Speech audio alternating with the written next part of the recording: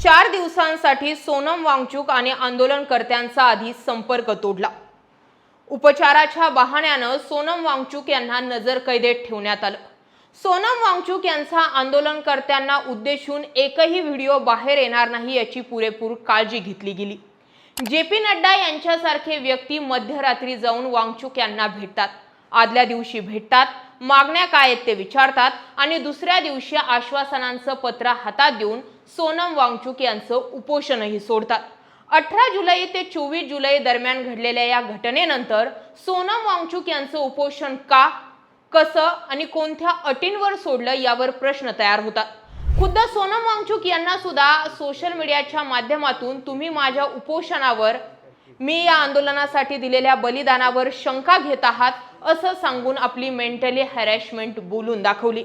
पण या 4 दिवसांमध्ये नेमका असा कसा खेळ फिरवला गेला यावर बोलणं गरजेचं आहे आणि त्यासाठी हा व्हिडिओ समजून घेणंही गरजेचं आहे की सोनम वांगचुक यांना साइडलाईन कसे करण्याचा प्रयत्न झाला, फूट पाडण्याचा प्रयत्न कसा झाला आणि यातूनही सीजेपीचं आंदोलन आणखी तीव्र कसं घडलं। तारीख 28 जून 2026 जस्टिस सूर्यकांत यांनी बेरोजगार म्हटलेल्या झुरळांच्या पार्टीत सोनम वांगचुक हे सदस्य होतात। त्यानंतर दिल्ली, मुंबई, पुणे, नागपूर, बेंगळुरू, कोलकाता, अहमदाबाद, हैदराबाद, चेन्नई, इंदोर, पटना, कोची या ठिकाणी याच झुरळांचे आंदोलन सुरू होतात। तारीख 28 जून जंतर मंतरवर सोनम वांगचुक यांचं उपोषण सुरू होतं। 20 दिवस सोनम वांगचुक यांच्या उपोषणाची दखल घेतली जात नाही। तारीख 18 जुलै वार शनिवार अचानक सकाळी सुमारे 6:30 वाजता 30 सेकंदांच्या पुरेपूर प्लॅनिंगने पांढरे पडदे हातात धरून सोनम वांगचुक यांना अचानक दिल्ली पोलीस उचलतात एखाद्या आतंकवाद्यासारखं।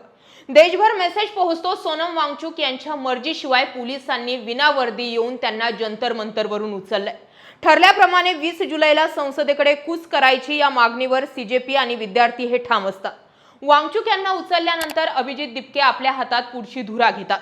सोनम वांगचुक यांना जंतर मंतरवरून उचलणं ही बातमी वाऱ्यासारखी देशभर पसरते आणि देशभरातून विद्यार्थ्यांचा लोटचा लोट दिल्लीकडे कूच करतो।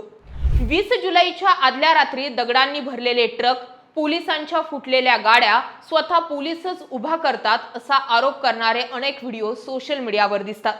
20 जुलैची सकाळ पोलीस, सीआरपीएफ, एसआरपीएफ जवानांनी जंतर मंतर संसदेकडे जाणारे रस्ते घेरले। उभे केलेले बॅरिगेड्स वेल्डिंग करून पॅक केले जातात। अश्रुधुरांच्या गाड्या, पॅलेट गन वापरल्याचा आरोप होतो। पोलिसांच्या हातात लाठ्या, काठ्या आणि खिळ्यांनी भरलेल्या काठ्या सुद्धा सोबत असतात, गन सुद्धा सोबत असते। विना वर्दीचे, विना नेमप्लेटचे पोलीस असा माहोल तयार केला जातो की 20 जुलैला संसदेकडे मोर्चा निघण्याच्या आधीच जंतर मंतरवर लाठीचार्ज सुरू होतो। डीसीपी दर्जाचे लांबा नावाचे अधिकारी महिलेच्या कानाखाली मारतो। काही पोलीसही रक्तबंबाळ होतात। या आंदोलनामध्ये ना महिला पाहिल्या, ना पुरुष पाहिले, ना लहान मुले पाहिली, ना वयोवृद्ध व्यक्ती पाहिली। पोलिसांनी अनेक लोकांवरती सरसकट लाठीचार्ज केला।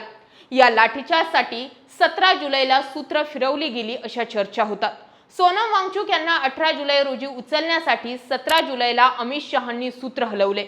1 वर्षांचा कार्यकाळ पूर्ण झालेल्या सीपींची अचानक बदली होती। सतीश गोलछा असं त्यांचं नाव आणि त्यांच्या जागी आयबीचा IPS अधिकारी आणून बसवला जातो आणि त्या अधिकाऱ्याला फ्री हँड आंदोलन हँडल करण्यासाठी अधिकार दिले जातात असे आरोप विरोधक करायला सुरुवात होतात। परिणाम स्वरूप हे आंदोलन चिघळलं। अनेक विद्यार्थी यामध्ये जखमी झाले। पोलिसांनी एक विद्यार्थ्याला घेरून मारलं असे व्हिडिओ सोशल मीडियावर दिसून आले। पुढची तारीख उजाडली 21 जुलै। सोनम वांगचुक यांना आंदोलनाची माहिती हॉस्पिटलमध्ये मिळते। या 3 दिवसांमध्ये सोनम वांगचुक यांना त्यांच्या पत्नीशिवाय दुसरं कुणालाही भेटू दिलं जात नाही। सोनम वांगचुक यांना भेटण्यासाठी आतमध्ये मोबाईल घेऊन जाण्यास परवानगी मिळत नाही। सोनम वांगचुक आणि आंदोलनकर्त्यांचा संपर्क तोडला जातो। आंदोलनापासून सोनम वांगचुक यांना दूर करून आंदोलन गुंडाळलं जाईल या सरकारच्या प्लॅनिंगवर सपशेल पाणी फिरतं। सोनम वांगचुक यांना हॉस्पिटलमध्येच नजरकैदेत एका प्रकारे ठेवलं जातं। कोर्टामध्ये यावर सुनावणी पार पडतात, तारखांवर तारखा पडतात आणि जस्टिस सूर्यकांत हे व्हिडिओ बघायला वेळ नाही असं स्टेटमेंट दिलं जातं आणि त्याच नंतर सोनम वांगचुक हे जबरदस्तीने सरकारी हॉस्पिटल सोडतात। वांगचुक यांना विद्यार्थ्यांवर लाठीचार्ज झाल्याची माहिती मिळाल्यानंतर त्यांनी उपोषणावर ठाम राहण्याचा निर्णय घेतला. हॉस्पिटलमध्येही उपचार घेण्यासाठी त्यांनी नकार दर्शवला. त्याच रात्री काहीतरी मोठं घडलं. तारीख होती 22 जुलै. अचानक सरकार सोनम वांगचुक यांच्या भेटीसाठी मध्यरात्री हॉस्पिटलमध्ये पोहोचतं. सोनम वांगचुक यांच्या मागण्या बदलतात. सोनम वांगचुक अचानक सरकारबाबत सकारात्मक होतात. धर्मेंद्र प्रधान यांचा फक्त राजीनामा घेतला जावा इतकीच मागणी सोनम वांगचुक सरकार समोर ठेवतात. असं 22 जुलैला काय घडलं? विद्यार्थ्यांवर पोलिसांकडून लाठीचार्ज होऊ नये आणि त्यांच्यावर कुठलेही गुन्हे दाखल होऊ नये हे आश्वासन घेतात आणि काल 24 जुलैला सोनम वांगचुक यांचे मध्यरात्री जे.पी. नड्डा उपोषण सोडतात आणि सोनम वांगचुक मध्यरात्री कुणाशीही न बोलता उपोषण सोडण्यासाठी तयार होतात. हे लोकांना पचेना. जंतर मंतरवर उभं राहिलेले हे आंदोलकांशी एकदा करायची असलेली चर्चा किंवा सीजेपीचे सर्वेसर्वा अभिजित दिपके यांच्यासोबत बातचीत करणं सोनम वांगचुक यांना महत्त्वाचं वाटलं नाही की सरकारनं ते महत्त्वाचं वाटू दिलं नाही हा प्रश्न तयार झाला. वांगचुक यांनी उपोषण सोडलं तर सोडलं कसं हा प्रश्न तयार झाला. सरकारनं त्यांना फक्त आश्वासनं दिली आणि त्यांचे उपोषण सोडलं. अर्थ असा की 20 जुलै ते 24 जुलै या 4 दिवसांमध्ये असं काय घडलं की सोनम वांगचुक हे उपोषण सोडण्यासाठी तयार झाले?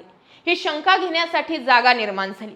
कारण लडाखमध्ये ज्यावेळी सोनम वांगचुक यांनी उपोषण आंदोलनं केली होती त्यावेळी याच सरकारच्या निष्ठुर भूमिकेमुळे सोनम वांगचुक यांना 3 महिने कारावास भोगावा लागलेला असताना सोनम वांगचुक यांनी या आंदोलनातून काढता पाय का घेतला याविषयीच्या चर्चा सुरू झाल्या. यामध्ये सरकारनं काहीतरी मोठं घडवलंय असा प्रश्न. याच चर्चेचा दुसरा भाग असाही होतो की वारंवार राहुल गांधी यांच्यावर प्रश्नचिन्ह निर्माण केले गेले. राहुल गांधी यांची लोकप्रियता गेल्या काही दिवसांमध्ये देशांमध्ये वाढत चालली आहे. जर सुरुवातीपासूनच राहुल गांधींनी जंतर मंतरवरील या आंदोलनाला पाठिंबा दिला असता तर हे आंदोलन राजकीय आहे आणि हे गुंडाळलं जाण्याची शक्यता जास्त होती. मात्र राहुल गांधी या आंदोलनात का येत नाही असे प्रश्न सुरू होते. 20 जुलैचा लाठीचार्ज होतो आणि राहुल गांधींची एंट्री होती.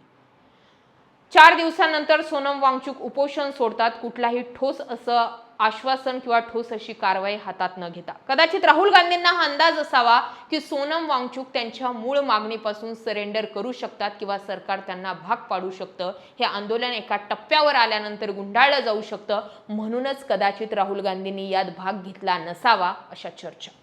20 जुलै रोजी झालेल्या लाठीचार्ज नंतर विरोधी पक्षनेता म्हणून राहुल गांधींना स्टँड घेणं गरजेचं वाटलं असावं अशा चर्चा. आणि त्यातूनच राहुल गांधींनी आता सरकारसमोर 3 महत्त्वाच्या मागण्या ठेवल्यात. पहिली मागणी म्हणजे आधी धर्मेंद्र प्रधानांचा राजीनामा आणि मगच संसदेमध्ये चर्चा. दुसरी मागणी म्हणजे पोलिसांनी ज्या विद्यार्थ्यांवर कायदा आणि सुव्यवस्था मोडीत काढून लाठीचार्ज केला त्या पोलिसांवर कारवाई.